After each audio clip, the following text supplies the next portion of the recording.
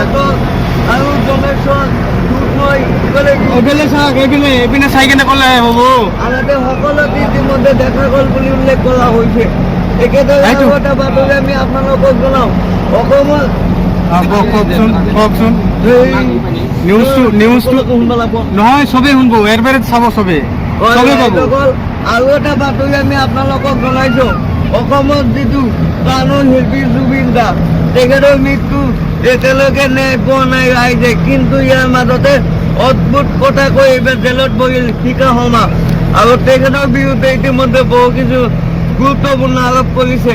আৰু এটা বাতৰি আমি আপোনালোকক জনাওঁ, এয়া হৈছে সমাগত আহি আছে ICC T20 বিশ্বকাপ ক্ৰিকেট প্ৰতিযোগিতা।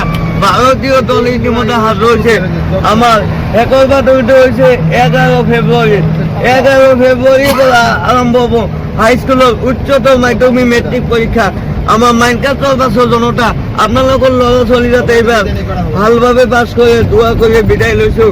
মই একবাৰে যোগী ক'ব নামটো পোৱা নাই, ক্ষমা কৰিব। আপোনালোকক ধন্যবাদ, আপোনালোকক স্বাগতম। আমি আগত নামিম কাল আসসালামু আলাইকুম।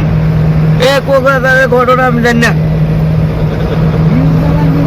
নিউজে সব আইতেই থাকা লাগবে।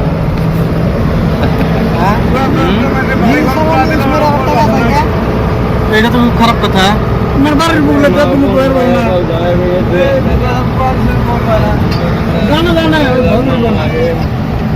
সমাগত দিন আপোনালোকক অকল বন্ধ আসলো নেই স্বর্গে আমি এজনে ইয়ে চাই